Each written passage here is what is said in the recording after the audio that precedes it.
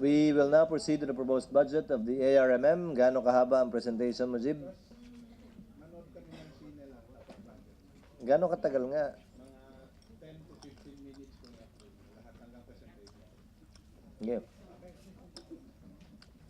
The ARMM family, headed by its regional governor, Governor Hataman, is recognized. You may proceed, sir. Thank you, boss. Magandang hapon po. Red? Thank you, Mr. Chair. Senator Gingona, salamat po. Ang gagawin namin, Mr. Chair, ipipresent lang namin yung accomplishment namin. May hinahanda kaming AVP kasi alam namin, ito na yung huli naming presentation sa Senate. Dahil next year, Bangsamoro na. Sigurado ako, nagkumikindat na si Asek Tina sa akin. Sige, Jel. Manood ka, Ma'am Tina, kung anong pinaggagawa namin. Isa pa rin ang Armm sa pinakamahirap na rehiyon sa bansa. Kapag may mga proyektong pinagkakagastusan, diretso lamang ito sa bulsa ng kanino. Kapag may procurement na inalabas, walang public bidding. Kapag gumastos, walang liquidation. Ngayong tayo na ang nanunungkulan, hindi nating hahayaang makalusot ang anumang katiwalian. Dito lamang maibabalik.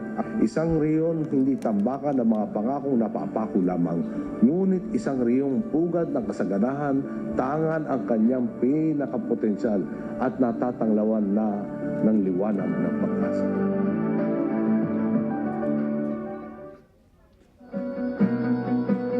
The provinces of Maguindanao, Sulu, Basilan, Lanao del Sur, and Tawi-Tawi, and the cities of Marawi and Lamitan, collectively known as the Autonomous Region in Muslim Mindanao, have come a long way.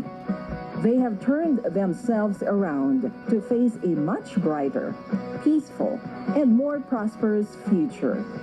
It has shrugged off the label failed experiment and now wears a mantle of good governance and innovation. A new brand of leadership has secured a foothold in the country's only autonomous region, anchored in good governance, peace and security, and socio-economic development, known as the 3 pillars of reform. It is guided by a revitalized vision that, by 2015, the reformed ARMM is prepared to transition to the new Bangsamoro entity, having empowered people and communities, encouraged by responsive government, propelled by improved systems and processes of governance, anchored on pro-people, transparent, and accountable leadership. Since his first day in office, ARMM Governor Mujib Hataman brought to light shady processes and transactions and exposed the inefficiency that had taken root in the regional bureaucracy for more than 2 decades. Transparency in governance is redefining the ARMM. Contact numbers of public officials, including the regional governors himself, have been made available to the public. Government projects and procurements now go through open and competitive bidding processes that conform to the rules of the Commission on Audit. Hiring and promotion of employees are done through a rigid and transparent process overseen by personnel screening committees. For educators in particular, the screening process includes an examination that measures the psychological fitness of aspiring teachers, known as the Teachers Assessment and Competency Examination. Aside from expanding government scholarship programs, a transparent and competitive process has been set up to ensure that qualified students from all over the region are able to apply.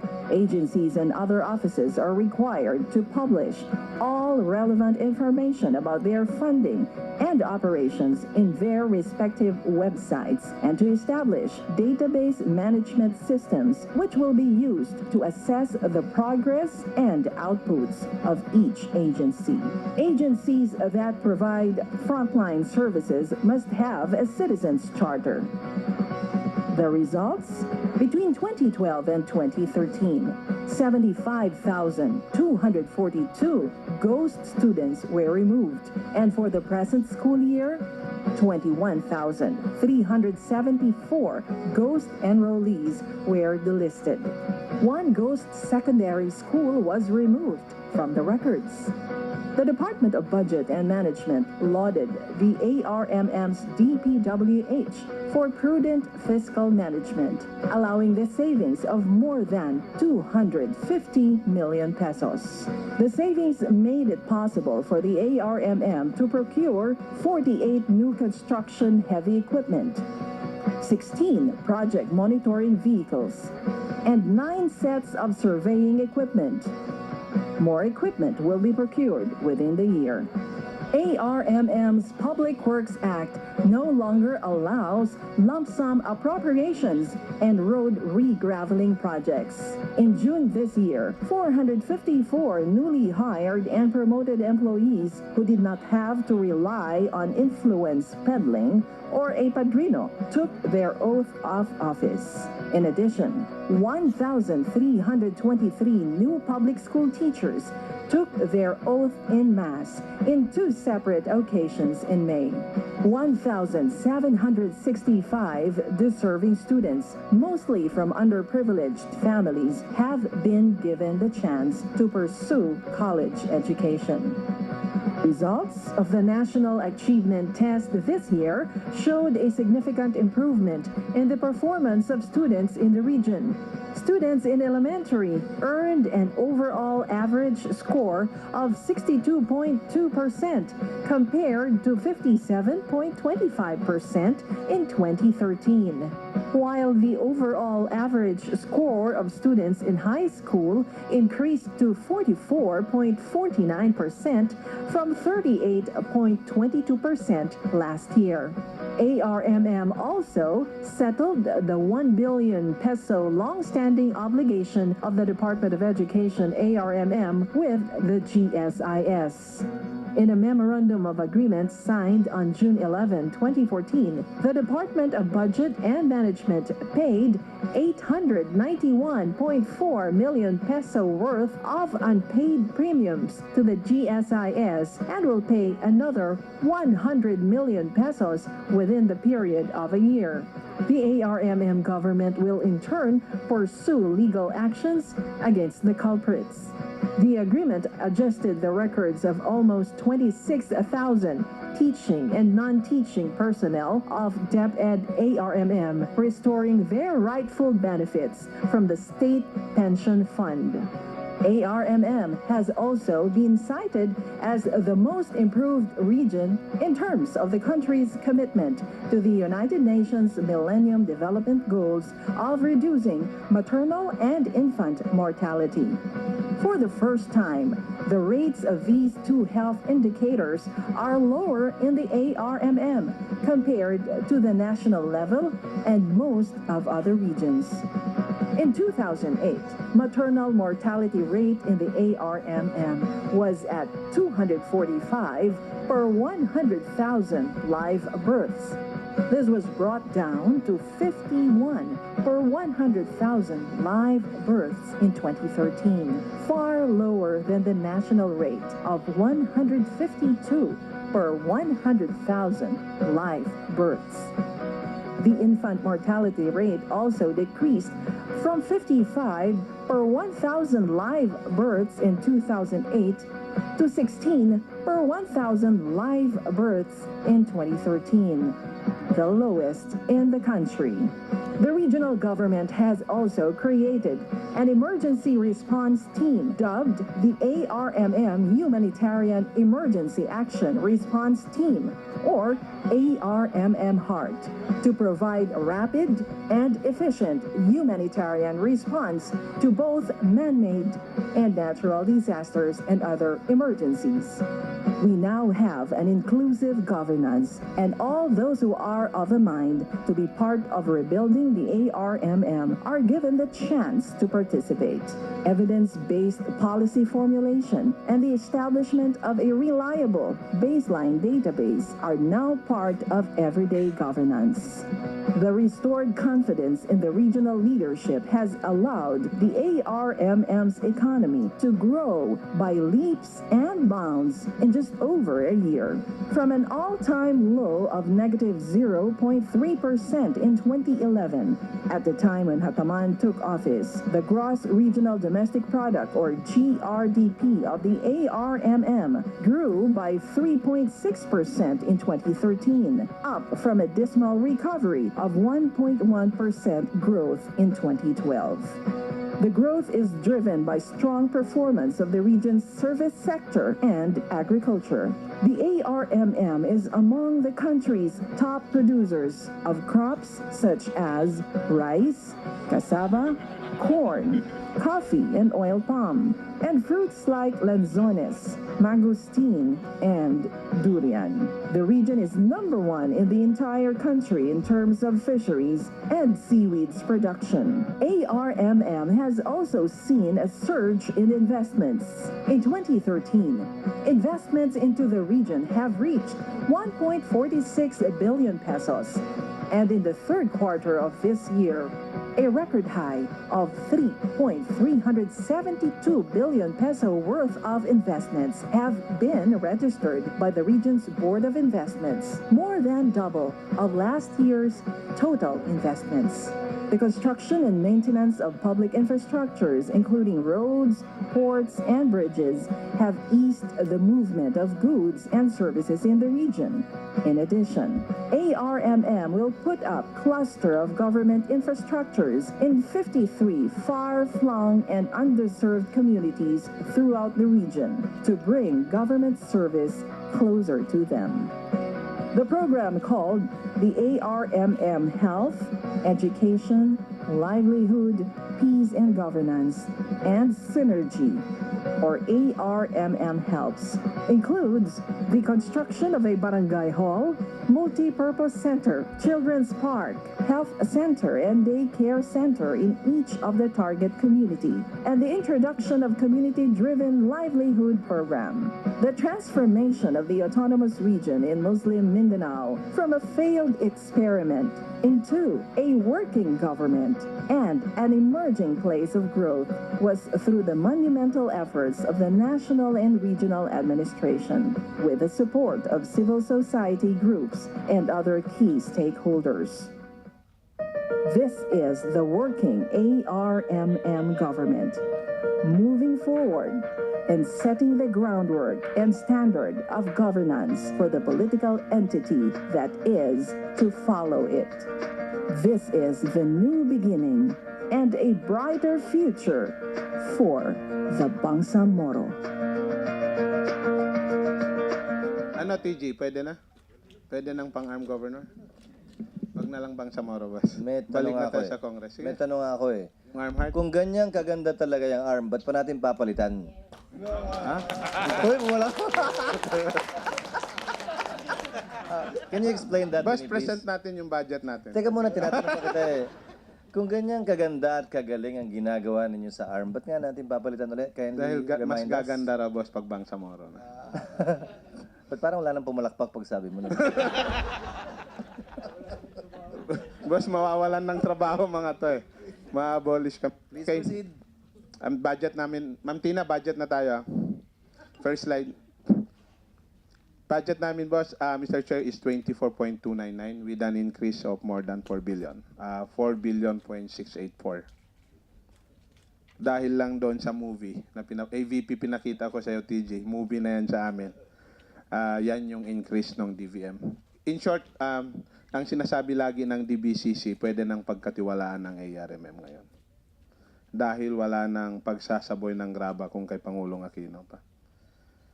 Sa by class expense, Mr. Chair, ang kabaliktaran ito nung previous year. Nung previous budget namin, 70-30, 70 ang PS, 30% ang MOE and capital outlay. Pero this time, naging 60-40. 40 ang PS, 60 yung MOE and capital outlay. So yun yung improvement sa budget system namin. Ang next slide niyan, Mr. Chair, is mga detalye by different line agencies. Alam ko magsasawa ka namang tingnan yan kasi napakaliit. Pero ang bandang huli lang, last slide namin, ipipresent lang namin kaysa tanungin kami, yung TISP. Later nalaman namin, ito rin pala yung DAP. Meron kaming natanggap, na-allocate for ARMM more than 8 billion. Pero out of 8 billion na yan, ang inimplement lang ng Armm directly, dumaan sa accounts ng ARMM. Kasi National Line Agencies Program Funds naman talaga to. So nung pumasok kami, binabayan sa amin, more or less nasa 2 billion. At meron pa around 500 million because of the Supreme Court decision, hinold namin yon pending yung final resolution. So basically, Mr. Chair, yun lang presentation. Ang pinakamahaba actually yung ABP. Pero alam ko, hindi mo ako pahirapan dito. Dahil dati tayong magkasama. Sa oposisyon pa. Senator Gengona is recognized for his intervention. Yes, Mr. Chairman. I just have a few observations, Governor Hataman.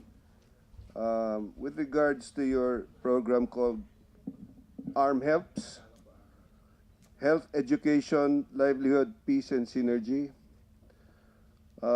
This was conceptualized so that your constituents, for the first time, can feel the Armm government on the grassroots level. That's right. And because of this, you have been able to provide barangay halls, the basics, barangay halls, police stations, health stations, multipurpose hall, training and livelihood, not only for the officials, but down to the barangay level, the people living there. And you have been able to make a database. Am I correct? That's right. Actually, Mr. Chair, ang sabi nga, 25 years na ang ARMM sa November 19. Ngayon lang nakatikim ang mga barangay ng proyekto mula sa Armm. Mr. Chairman, I said observations, not questions. Boss, dati ko rin kasama si TG. So I would like to congratulate the program manager, si Anwar Ufam. Are you around? Yes, congratulations. Secondly, the Pamana program that is being implemented by the Armm. This is being implemented by Engineer Dong Anayatin Yes, boss. and Asik Rahima Datumanong Alba Ito sila. Para at least naka-record na. Emil Saday DPWH. of the DPWH, especially for MNLF beneficiaries. I understand. I had lunch with the OPAP yesterday, and for the first time, MNLF beneficiaries are actually feeling the benefits of the program. Am I correct, Yes. Governor? Actually, ang nag-identify niyan, pati ang isang objective natin dito, Mr. Chair, dinidevelop natin yung relationship ng AFP, pati yung MNLF. Hindi, si HDF ako, boss. Pati mga roads, gumawa kayo mga bagong roads that would connect. Yung mga walang daanan before, yun yung ginagawa ng DPWH. Yung Road to Peace. So yung si DPWH Secretary Emil Sadain was also responsible for this e-Armm Yeah. First time din yan sa history ng Armm. na nagkaroon ng network mapping of all the roads. So Actually, Mr. Chair, yan yung reason din, yung DBM, pati DBCC, in-increase yung infra ng DPWH. Kasi unlike before, saka maglilista at magsusurvey tayo ng daanan kung meron ng pondo. This time, even panahon ko sa Congress, pag may binabang pondo sa mga district sa DPWH, saka magkakandak ng survey. This time, lahat ng daanan, dahil sa e-Armm, surveyed na, alam natin magkano yung exact allocation per kilometer at ano yung klase, uri ng daanan. Ito through the dinevelop ng DPWH and at the same time ngayon pinag-interesan at sinuportahan para i-improve pa more ng JICA yung project so na to. because of that, nagkaroon ng confidence, not only in DBM, pati yung international. First time din sa history ng Armm, ng DPWH, nagkaroon ng savings na 250 million. So I would For like 2 to years. congratulate Secretary Emil Sadain,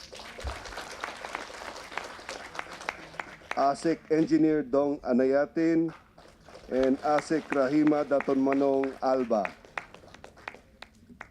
And Before you leave that point, just a question. OPAP yesterday said that no Pamana funds are being used in connection with the GRP MILF talks. This is solely for MN. Yes, sir. So yung 655, 502 is solely NLF for communities din. MNLF.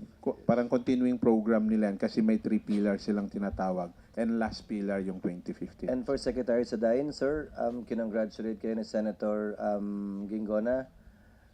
Meron po ba, if any, na tulong o partisipasyon si Governor Hataman sa ginawa niyong yan? Yeah, Baka wala eh. Tinatanong ko lang. Your kung Honor, meron. Mr. Chairman, Meron naman din kahit paano. it's actually him who encouraged all this Encourage development. lang. And he's spearheading also the development, Mr. Chairman, because we've been having all these plans with a good leadership. We were able to comply with all the necessary requirements that gives a better development on infra for ARMM. Pero hindi siya nag-isip nun. Hindi naman ako tatakbong Vice President.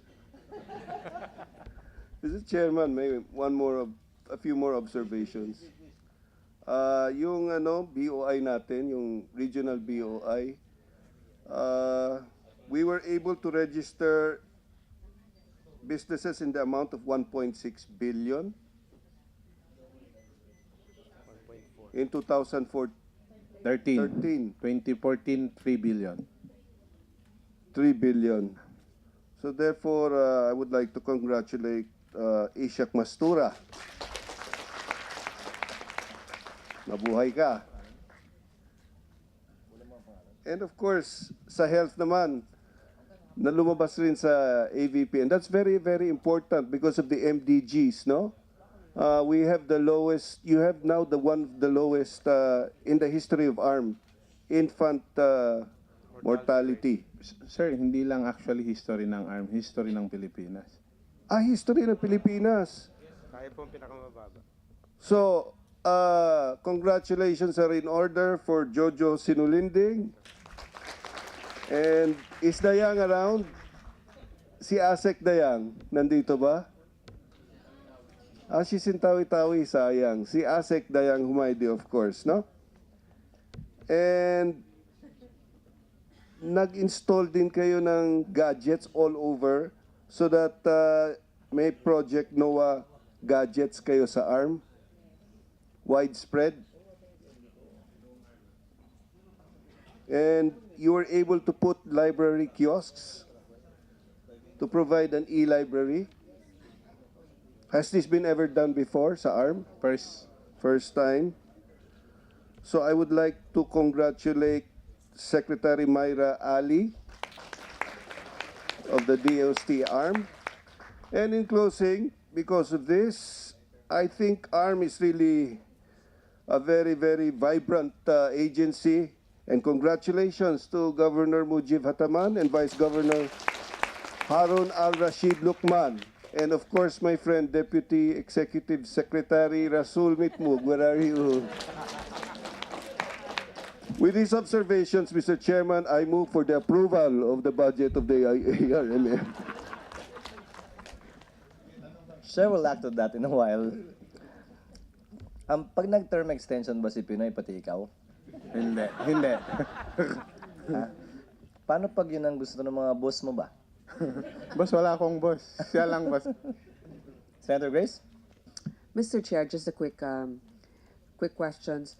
For Governor Hataman, there are certain parts in Armm and you have some citizens who are victims of armed conflict. I'd like to know in your proposed budget if you have any rehabilitation projects for them, housing, relocation, or you have anything allotted for welfare. Actually, ma'am, part nung DSWD fund, part nung special program, actually first din to sa Armm, na actually first time din to pinondohan nung DBM, yung pagtatayo ng operation center. Parang DRRMC pag dito sa national. Pero pagdating sa Armm, ito yung Armm Harp. Would you with due respect kay Senator Chis. So yung operation centers, ilan po yun? At isa Actually, lang? ang amount nito nasa 100 million. Pero ilan centers po yun? Actually, ang balak namin, ma'am, lahat ang main is sa Cotabato kung saan yung regional center. Pero lahat ng probinsya ay lalagyan namin. And at the same time, etong 53 barangays na sinasabi ni Senator Gingona na merong 53 barangays na may pondo ng tig 10 million per barangay. Part ng component nun ay merong multipurpose center para din sa in case na merong conflict, at least yung mga kababayan natin na biktima nito ay meron silang masisilungan agad. Then by 2015, merong an additional na 100 barangays. So aside from the actual structure, sir, meron namang funding, let's say, for their food temporarily habang Yes, ma'am. wala pa naman Actually, silang... merong nakalodge sa Office of the Regional Governor. Kung tawagin nila dyan ay Special Purpose Fund. Actually, this is intended for that purpose. Second, meron din ang DSWD. From our local fund, usually nagpopondo kami from 20 to 30 million in time of calamities or in time of conflict or even man-made or natural, talagang nag-allocate na ho kami doon. Actually, ma'am, for us talagang pinaghahandaan namin yan. Kaya every time may incident, at least ang policy namin, not later than 24 hours ay makarespond kami. That's kasi importante po talaga yun para yung seguridad ba ay nararamdaman ng ating mga kababayan. At saka syempre, bilang nanay rin at marami tayo dito, yung kaibigan ko nga si Noraisa na naghahatid sa akin ng balita kung ano yung mga kailangan ng ating mga kababayan doon. Yung isa po, halimbawa, yung mga feeding program sa school, meron na ba kayong isang school doon na merong lunch program o kung ano pa man? Kasi actually sa tulong ni Senator Cheese, yung finance committee natin, yung DepEd, tataas na yung budget nila para magkaroon ng feeding program para sa mga malnourished na mga bata. Pero sa inyo po ngayon sa Mindanao, meron ba kayong alam ng mga paaralan na meron ng libreng pananghalian? Actually, meron tayong ma'am, naka-allocate talaga sa budget ng DSWD na supplemental feeding. Aside kung merong savings ang DepEd out of their funds sa MOE nila, talagang pumipili sila ng eskwelahan. Not necessarily lunch, basta feeding program yung tawag namin doon. Sige po, Gov, bigyan niyo po kami ng mga priority schools ninyo na talagang butot balat yung mga bata o kaya na-displace marami sa kanila kasi may pondo na for the coming year. So sisiguraduhin natin na tutukan ng DepEd yon para hindi na mabawas pa sa Armm budget nyo na maibigay ito. Ay, maraming salamat, ma'am. Maraming salamat. Thank you pa. Thank you. Just a few questions, Mr. Governor. You have a copy of the NEP?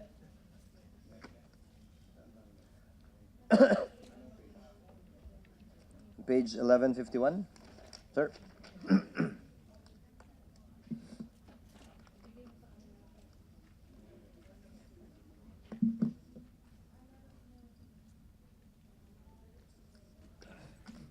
Game?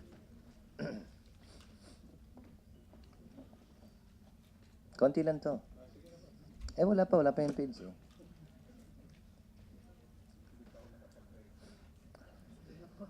Di ba fasting ka ngayon? Mas, andito na. Page 1151. Office of the Regional Governor, capital outlay 96,700,000. What is this for, sir? Actually, yan yung sinasabi ko, sir, na Armm Heart. Hindi kita, seryoso ako. Intended for. Hindi nga, napakaswerte naman ng tanong mo. Hindi, yan yung operation center. Parang rapid response center namin. First time sa Armm, nabubuin yan. Kindly submit us the breakdown kung anong Yes. paggagastos Yes, na sir. ito. Thank you. The 300,000 for monitoring of regional projects.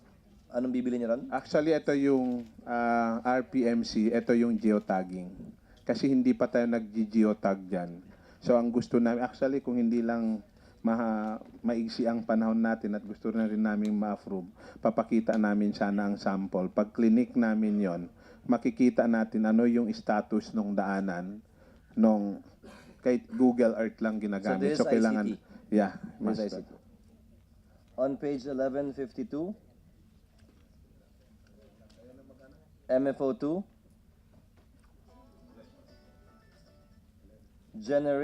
Revenue Generation and Fund Management, MOE 601,681,000. Actually, sir, local fund to, hindi part nung NEP namin sa Office of the Regional Treasury. Ano ibig sabihin ng local fund?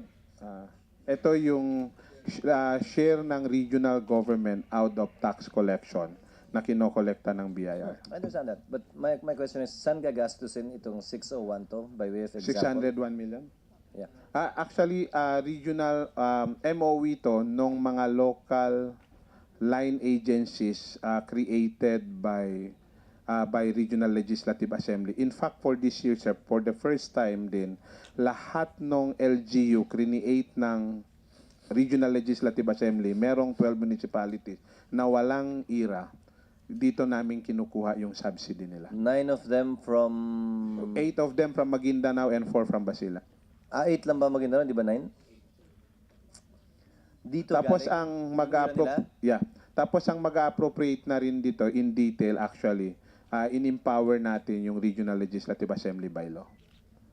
So summary lang to, sa atin nilagay nila sa NEP, pero actually ito yung share ng national tax, yung sa 70%, 30% sharing. Share ng national tax which is being used to fund how many again? How many municipalities? One per 12. Etong 12 municipalities this year lang yan, pati hoping next year. Pero maraming local line agencies dito rin kinukuha. No, ilan yung total na kinreate na municipality na walang IRA? 12. As of today, 12. Yeah, up to today. Bakit nga ba walang IRA share yun? Reason ng DBM, nung kinausap namin, sumulat kami sa DBM. First, nung past administration, merong COA adverse finding at that time na hindi pwede i-subsidize kasi hindi siya compliance doon sa national standard as provided by Local Government Code of 1991. Ang problem natin ngayon, inauthorize ng Republic Act 1954 ang Regional Legislative Assembly na magbuo ng sariling Local Government Code at ang requirements hindi match pati yung national standard. Mas lower. Halimbawa, population, land area, mas lower. So, on that note, sinasabi ng DBM, hindi na sa amin yan. Nasa sa inyo na yan. So, kaya maobliga kami magbigay ng subsidy sa kanila actually. Hindi ba ang probinsya pwede mag-create ng barangay? It's not Congress that creates barangays. Yeah, pero ang point lang, Sir, Mr. Chair, pag mag-comply ka sa national standard as provided by law. Actually, maraming create ang RLA na LGUs, hindi lang ito. Pero lahat ang iba nakakomply sa national standard, therefore may IRA sila. Yung hindi nakakomply, yun yung wala. Saan nakalagay yung finding na yan na bawal pag hindi nag-comply? Actually, sa COA finding, DBM ang nagsabi sa amin yan. Time ni Secretary Nonoy Andaya at that time, nung nagre-release sila ng subsidy dito sa mga municipalities. So, towards end nung GMA administration, parang tinanggal to. So, inassume yan ni anong current administration at nabanggit yan ni Secretary Butch Abatsa. Kindly give us the breakdown, sir, of the 601, 681,000. Yes, sir. Once the Regional Legislative Assembly approved the appropriation act, sir, we will give copy to your office. Kindly submit that to us, sir. Now on page 1153, Education, Science and Technology Services. Ang teachers ng DepEd sa Armm, kayo na? Yes, sir. Nasa NEP. Kayo na nga. Tinanggal na yan sa DepEd. Yeah. Yes, sir. Proper. And how many teachers do you have? 26,000 plus. 26 ano yan, Jam? 26,318. 26,318. Hintayin mo. Page 1155. Again, I'm doing this randomly. Maintenance of industrial peace, promotion and development of employment, and protection of workers' welfare, MOE of 16,581. Dole pati ano yan. Kasama TESDA? Can you give us the breakdown of that, please? Yes, sir. Thank you, sir. You have a long list of locally funded projects itemized for flood control and drainage. Non-road transport infrastructure, roads and bridges. Ito yung papasok na dun Sa sa... 10 billion. Hindi, dun sa mapa ninyo?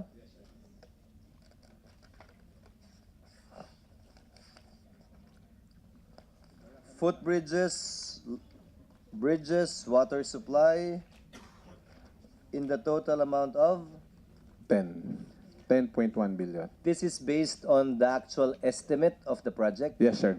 Actually, binase yan, kaya nagkaroon kami ng Armm. Nag-start kami ng Armm project when I think mga last quarter ng 2012. Natapos namin yan actually parang 2013 No, na. actual estimate, pati Yeah. yung mga water supply nyo, actual estimate. Actual na yan. Yes, sir. May assessment na dyan ng DPWH. Ganon kami ka-advance. Ba't pare-pareho yung amount? Din. Depende sa, hindi naman pareho. Meron yan iba-iba, boss. Pare-pareho. Ano yan? Daanan? Sa Water water system. Kung level 2, pinapare-pareho namin. Flat rate, but which will not necessarily complete the project. Depende sa area. Pare-pareho nga eh. My problem is it's a standard amount. Yung sa water system, I'm referring to page yes, Secretary Sadain. 1199, construction of deep wells. Secretary Sadain. Yang mga water system, nung nagkaroon ng LGU Summit, ang ginawa namin before kami nag-submit ng 2015 budget, nagpatawag kami ng LGU Summit. Ang purpose nun, para hindi lang kami ang mag-determine ng project para sa LGUs. So lahat ng mayors, kasi in the past, even during my time, noong 2012, ang laging nakakausap namin, Mr. Chair, yung provincial governors because they are member of the Red PB. Kumbaga ito yung NEDA namin.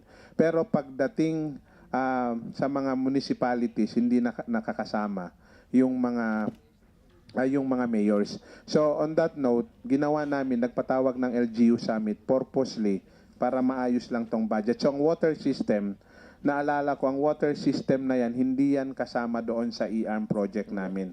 So ang ginawa nila, nag-survey sila saan lang ang merong potential source.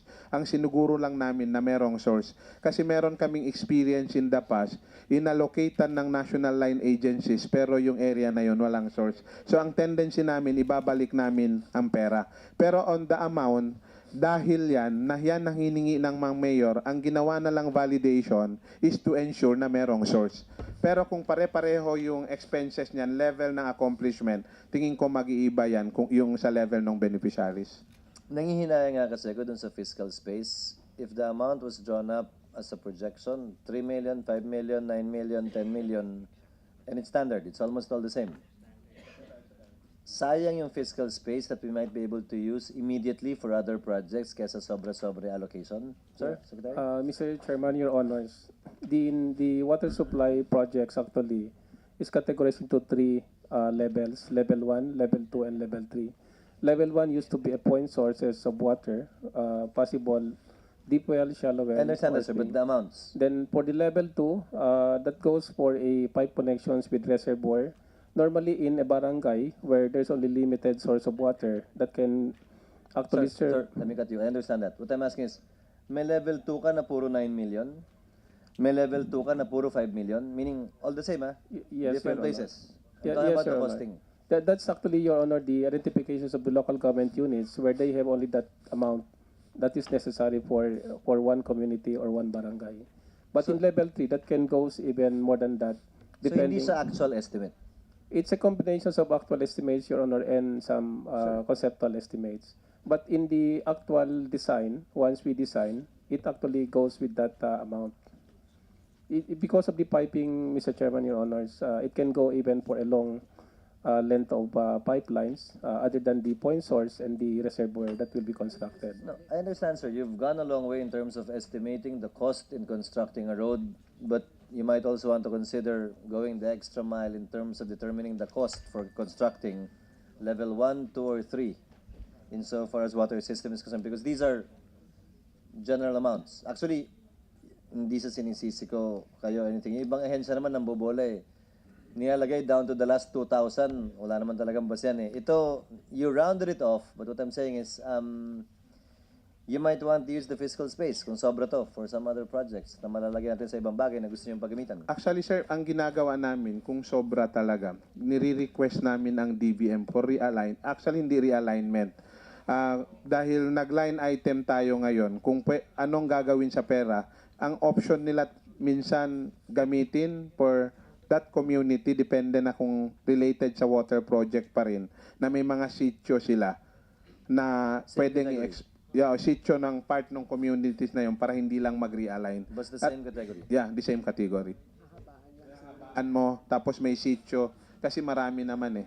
Now, on page 1204, pamana, is this the same as what we talked about earlier or different? Yung 50 million na pamanang to? Actually, yung pamana na yan, meron silang iniwan na Road for Peace na 50 million. May naiwang daanan sa North UP na kailangang tapusin at OPAP nang nag-identify niyan. Nilodge na lang sa amin para mabilis ang implementation ng DPWH. So may pamana pa sa MI areas? MNLF area yan. This is still MNLF? Yeah, MNLF area, sir. But this is not part of what we talked about earlier? Which one, sir? Yung kanina. Actually, livelihood yung kanina. Identified barangays na yan, submitted na sa DBM yung list of barangays. Pero yan, parang meron Road for Peace nung 2014, hindi na isali. Yan na lang ang last portion na tatapusin. Yeah. There's a DPWH Armm of 51,500,000. Yeah. Is this it? Yun na yan. Yung OP. Yeah. Sa DPWH, yeah. So ito yung 51,500,000 na nasa page 1145? Saan pa po yung 1.5? 50 million to eh. Saan yung 1.5?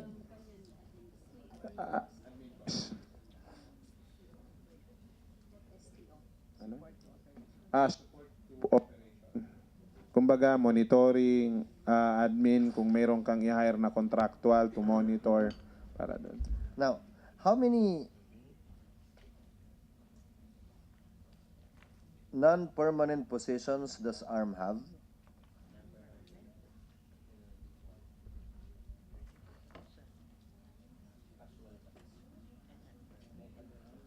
Ang nadala lang namin, anyway, Mr. Chair, baka i-submit namin, nadala namin yung permanent position. Page 1207. Sorry ang gulo talaga ng presentation. Yung casuals siguro yan. Ito ba yun? Casuals to, ma'am? Can you check page 1207? Page 1207. May nakalagay po dyan before total personal services, non-permanent positions. Ano po ito? Is this an amount or a number?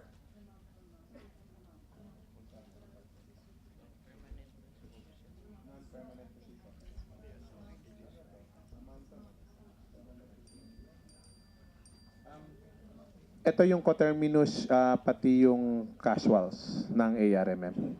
Co-terminus and casuals? Yeah, mga temporary. Kasi ang permanent namin is nasa 32,793. 32,000? 793, including DepEd na to, Your Honor. Nasa including yung 26,000 yeah, on DepEd? included dito, yeah. Approximately how many people are these non-permanent positions?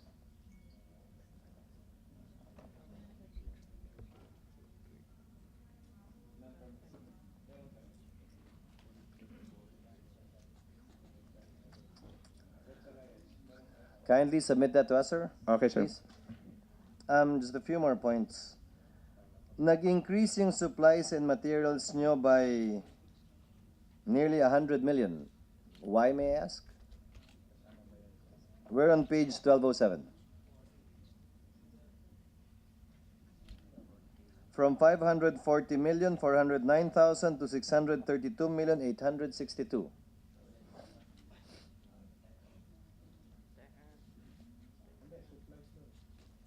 Under MOE, supplies and materials expenses. Actually, ang MOE namin, Your Honor, mapansin nyo dyan, Your Honor, nag-decrease, di ba? Yes. Pero yung mga agencies nag-increase based sa formulation at ng DBM. Ang nag-decrease dyan, dahil yung pamana under office of the regional governor amounting to almost 500 million plus BUB ng different line agencies hindi na namin kinuha. Binalik namin. But the question I'm asking actually, governors, again, I'm blaming DBM for this really, not you. Ano tong increase ng 100 million sa supplies and materials expenses? The problem with government is they charge certain regular programs under MOE and not under CO. So that's why I'm asking, ano yung increase na to? Sinasabi rito, Your Honor, collective supplies for all agencies. It cannot, Hindi, eto ba, ma'am? Andyan naman, DBM. it cannot increase by 100 million. You're talking supplies, paperclip, papel. Ang DepEd, nag-increase ang DepEd. Please. No, I just wanted to explain. Your Honors, it's actually the application for the first time of the Bongkodin formula in the DepEd's budget or the MOE of DepEd. The application of the Bongkodin formula resulted in the increase of about 100 billion MOE. Can you trace that for us and submit that to us? Itong item na to, supplies and materials expenses. Yes, Your Honors. Professional services increased by over 20 million. Professional. Di ba may increase kayo? Hindi, meron akong nakita. We have 600 midwives po na nirequest namin. Mic ka pwede? Makeup. Mag-mic ka, hindi mic ka. Hindi may kama. No, ito ho ba yung increase na 20 million yung midwives? Yes, nag-request po kami ng salary for the MECA midwives, Your Honor. At kasama na rin po dito yung salaries for the Parang Iranon Hospital and the Sumisip District Kindly Hospital. submit that. Submit namin, Mr. Chair, Increase. kasi hindi lang DOH yan interagencies talaga. Tapos nilamsam nila dito, kaya malaki tingnan ng committee. Now, Baka isipin nyo, paborito na naman ng Armm. Ano itong financial assistance and subsidy? What is this for? A decrease from 2.8 billion to 1.3 billion. What is this? Ito na yung bottoms up budgeting. Binalik na namin yan, kaya nag-decrease. Dito nilagay yung BUB. Diyan nilagay. That's what I'm trying to say. These are actually capital outlay expenditures, pero nilalagay nila sa MOE. So, ang Armm share, ngayon, bumaba Bumaba. Wala na, binalik na namin. Binalik ang BUB, Salintubig, pati Pamana. So, anong naiwan dito sa 1.3? Ang naiwan dyan, actually, mga MOE. Arm Helps, Arm Bridge, Arm Heart. Dito makakarga yan. Yan makakarga. Membership dues and contributions to organizations, 428,000. Sinong, ano to?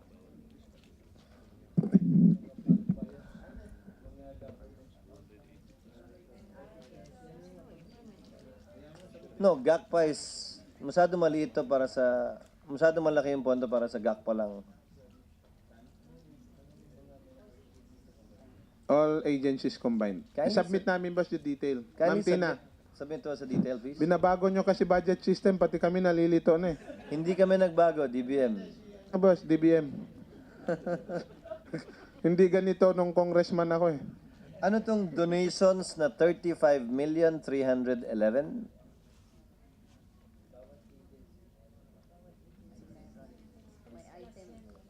Actually, part siya ng expense class, tapos nilamp up dito. Don't worry, Mr. Chair, hindi yan mapupunta sa akin. Submit that to us, please. Now, before we terminate it, same question as with NCMF. Can you not spend for the Hajj pilgrimage? Actually, Mr. Chair, from our local fund, nag-dare kami mag-fund. From local fund. What do you mean by local fund?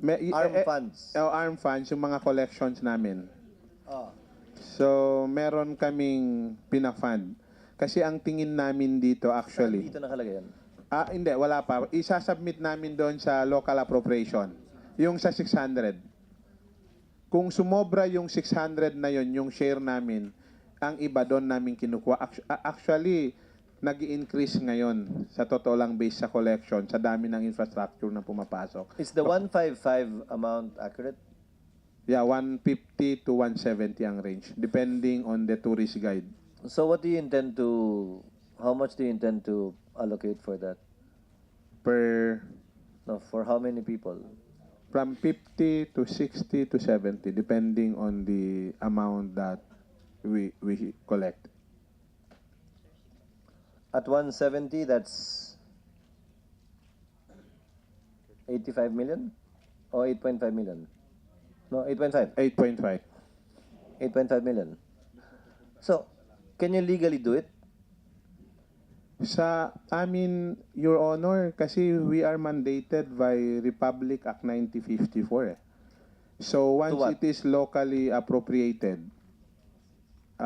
on matter of promotion of What do culture, you mean by locally appropriated? By the regional assembly?